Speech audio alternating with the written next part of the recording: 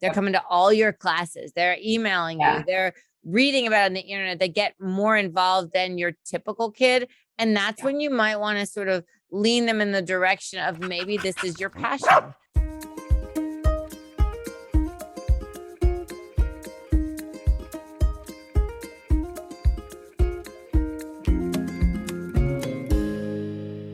Hey everyone, welcome to another episode of Dog Sense. I am Kathy Santo and I'm here with my co-host Sarah. Hey everyone.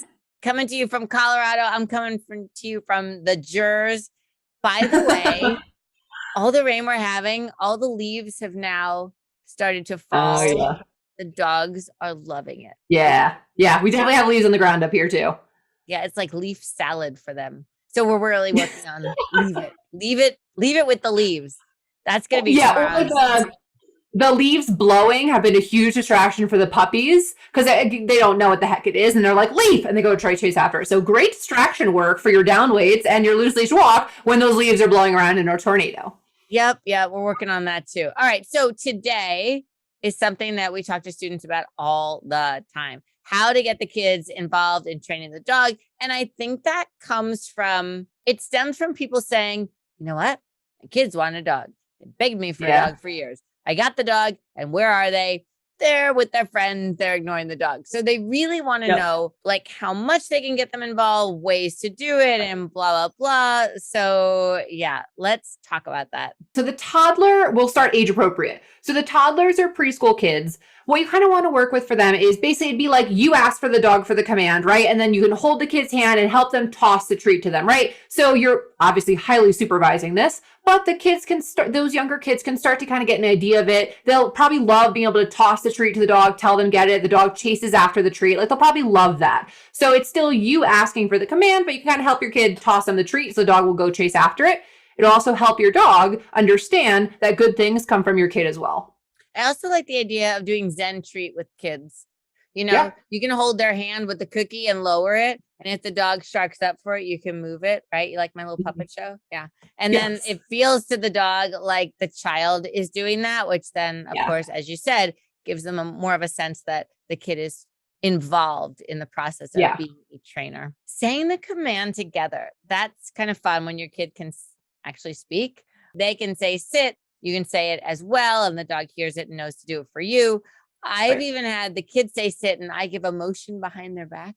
You know, the cookie, right? And then the kid, so it's discovery for the kid. The kid is like, "Wow, I got the power." I hear that song now, right? I got the power. Yep.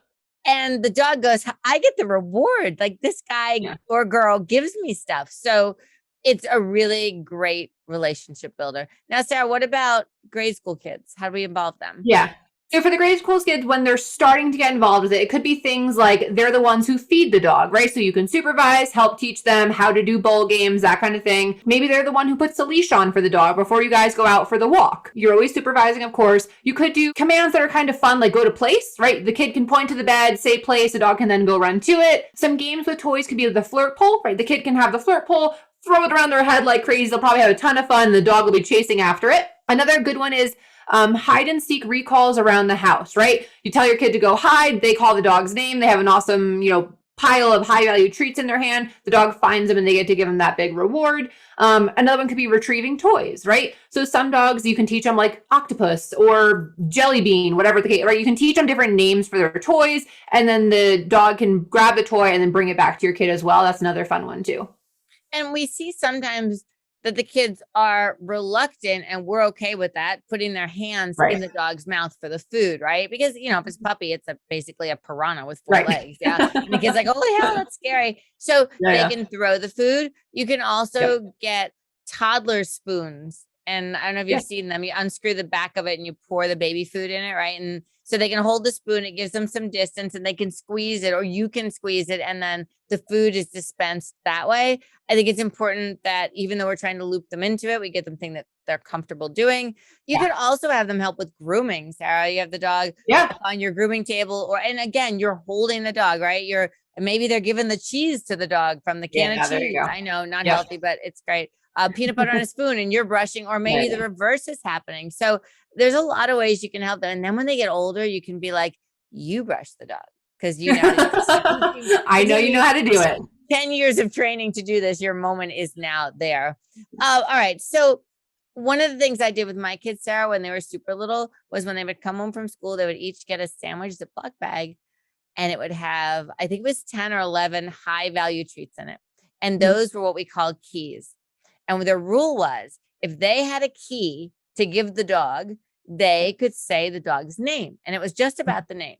So it was, I remember it was Trigger at that point. So they would say Trigger. And when she alerted, they were to throw her a cookie. Or if she came to them, they could drop it at their feet.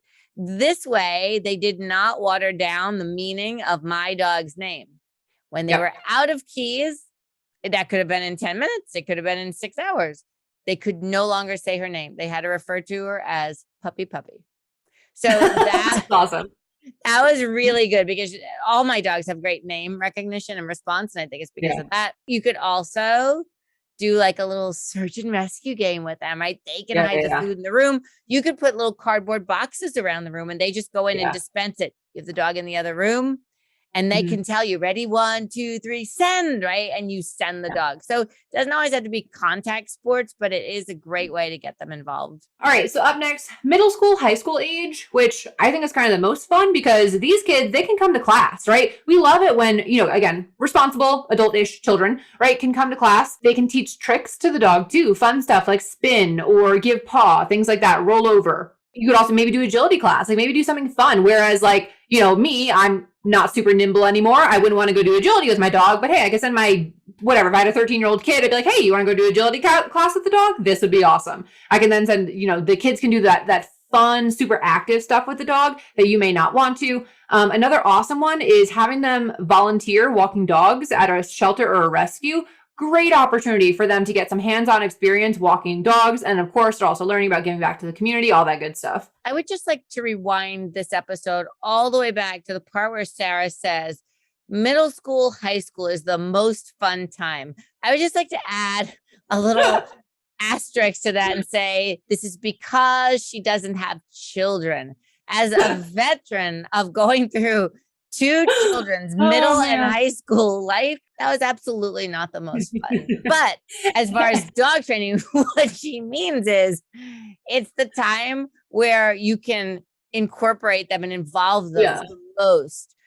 Yeah, and they'll understand what's going on. I have some great, again, middle school-ish, high school-age kids who come to classes or lessons and stuff. And again, they're not my kids, so they're a ton of fun. But they can actually understand when I'm teaching them concepts. So that's why I love them. Sorry, guys. Yeah, no, and I think at this age is where you start seeing a love, a passion for dogs, right? And so now we're seeing a kid who goes above and beyond. They're coming to all your classes. They're emailing you. They're reading about it on the internet. They get more involved than your typical kid. And that's when you might want to sort of lean them in the direction of maybe this is your passion. So maybe they could work at the vet office. Maybe they can work at the training school, give them opportunities to see where their passion is. And I think Sarah and I are both living examples of people who love dogs from the beginning. And now here we are. It's our full-time thing. And my daughter is in vet school. So, and my son, he works at the dog school. So,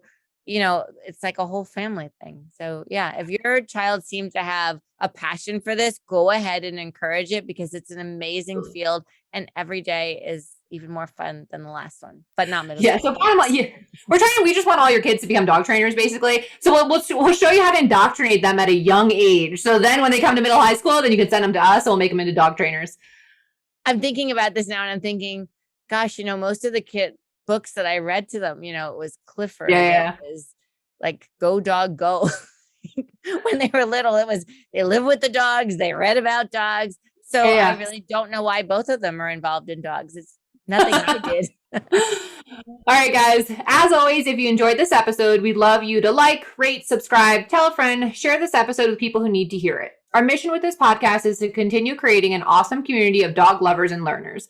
Thanks again for joining us, and we'll see you on the next episode. Bye, guys.